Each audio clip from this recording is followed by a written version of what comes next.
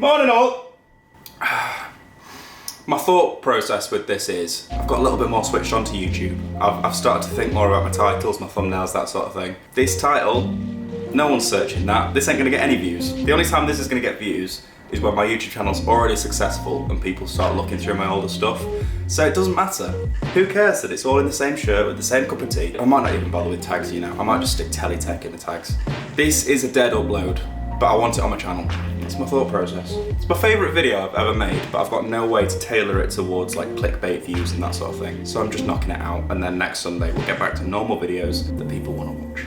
Not that I'm bitter about the YouTube algorithm, don't worry about that. This is part 3 of the Teletech documentary. We're back in Manchester, we're back at Hidden, our home. We love Hidden. This was a big one.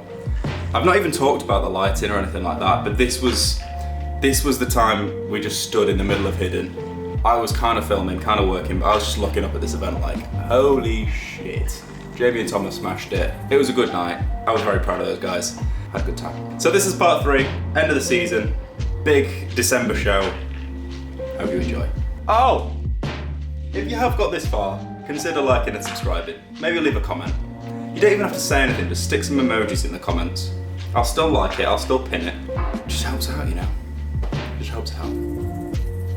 Cheers. I'm never doing that again either, that was a really bad outro.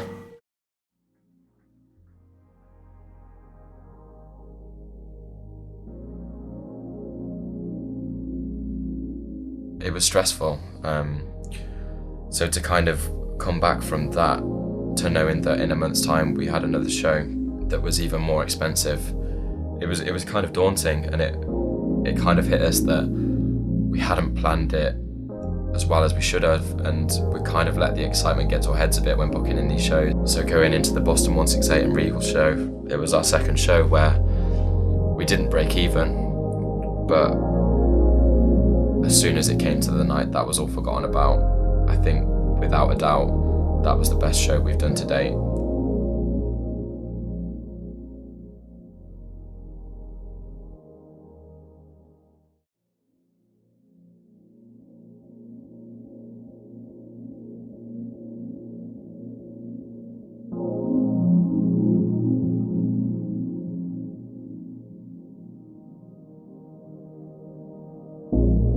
It just made sense for us to go to Hidden. The space is perfect for what we were trying to do. The sound system there is great. The sub in there is just brilliant. You feel it in your chest. But the lighting wasn't exactly up to par with what we wanted to be doing, especially for Tom. He's taken a lot of trips over to Europe where they've got a big emphasis on the lighting and really creating an experience for people. There was opportunity there for the lighting to work, but obviously what they had in-house it didn't really captivate people. So we had a kind of a few ideas of what we wanted to do. We reached out to a few people, and I think Tom got in touch with this company called SPEKTRA. They'd done a couple of other shows at Hidden by this point. I know they'd worked with Ossia, but Tom reached out to them and said that we were interested in working with them for a show. Tom sent them this idea to have squares up, which I think he'd kind of taken inspiration from a DVS1 show somewhere in Europe, and they came in, I think the day before, and set up this rig, put these custom LED lighting squares in the main room, and then a couple of lighting strips downstairs behind the decks.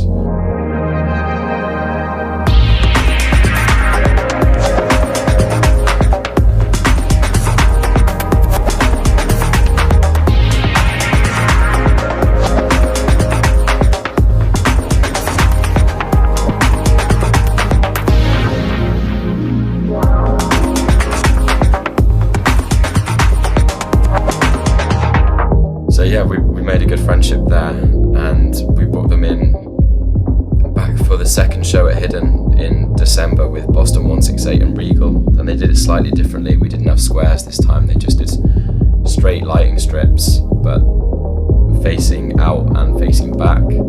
So you got the sense of the lighting whether you were right at the front of the room next to the DJs or at the back. So it meant that you didn't have to be further back from the speakers and the decks in order to properly experience the lighting, so it worked a lot better.